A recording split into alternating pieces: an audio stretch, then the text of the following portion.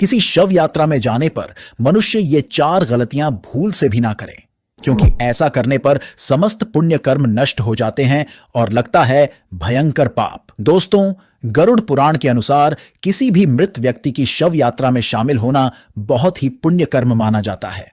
ये शायद बहुत ही कम लोग जानते हैं कि जो भी व्यक्ति किसी की अंतिम यात्रा में शामिल होता है तो यह उनके पुण्य कर्मों में जुड़ जाता है। किसी व्यक्ति के मृत शरीर को कंधा देना बहुत ही अच्छा कर्म माना जाता है।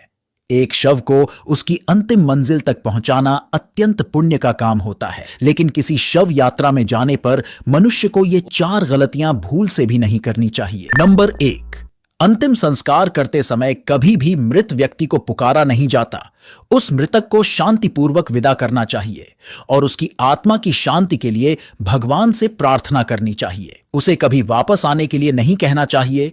मृत्यु के पश्चात वह व्यक्ति ईश्वर के सानिध्य में चला जाता है। यदि उस मृतक को कोई पुकारता है तो वह प्रेत रूप में आपके साथ चला आता है। फिर वह प्रेत रूप में अपने ही परिजनों को दुख देता है। इसलिए मृत व्यक्ति को कभी भी पुकारा नहीं जाता। नंबर 2, शमशान से लौटते समय कभी भी पीछे पलटकर नहीं देखना चाहिए। लौटते समय किसी नदी या जलाशय में स्नान करना चाहिए और कुछ नीम के पत्तों को भी चबाना चाहिए। गरुड़ पुराण के अनुसार शमशान से लौटकर स्नान करना और नीम के पत्ते चबाना अनिवार्य होता है, क्योंकि वहां पर बहुत सी नकारात्मक शक्तियां होती हैं। उनसे पीछा छुड़वाने के लिए ऐसा करना जरूरी है। शमशान में जाते समय आप जो वस्त्र धारण करते हैं उनको पहनकर घर में प्रवेश नहीं करना चाहिए या उनको गंगा जल के छिटों से पवित्र कर लेना चाहिए। ऊनी वस्त्र पर यह नियम लागू नहीं होता, क्योंकि ऊनी वस्त्र सदैव ही पवित्र रहते हैं।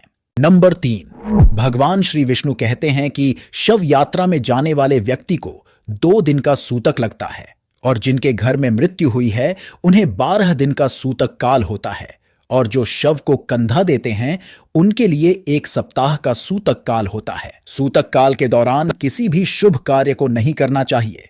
नंबर 4, शव यात्रा में मनुष्य को मन तथा इंद्रियों पर नियंत्रण रखना चाहिए। मृत आत्मा की शांति के लिए ईश्वर से प्रार्थना करनी चाहिए। मृत्यु से पहले मृत व्यक्ति कैसा भी हो उसके लिए बुरे वचन नहीं कहने चाहिए।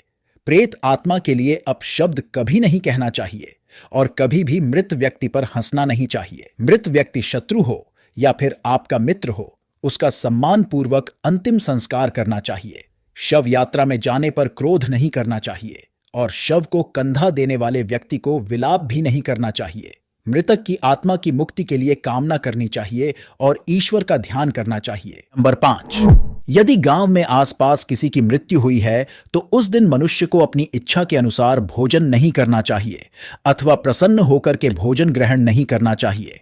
ऐसा करने पर वह भोजन मांस और रक्त के समान हो जाता है। ऐसा भोजन नरक में ले जाने वाला होता है।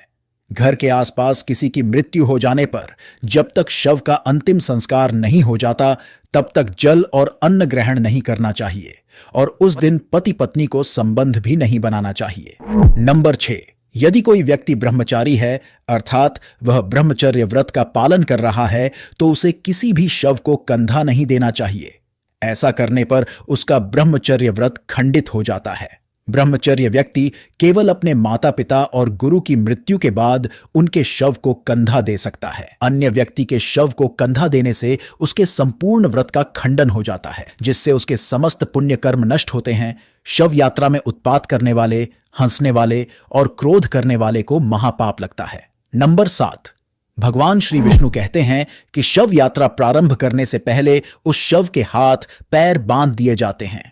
यदि ऐसा नहीं किया गया तो वह मृतक पिशाच योनियों के हाथों में पड़ जाता है। साथ ही शव को कभी अकेला नहीं छोड़ना चाहिए। यदि शव को अकेला छोड़ दिया जाए तो दुष्ट योनियों के स्पर्श से उसकी दुर्गति हो जाती है।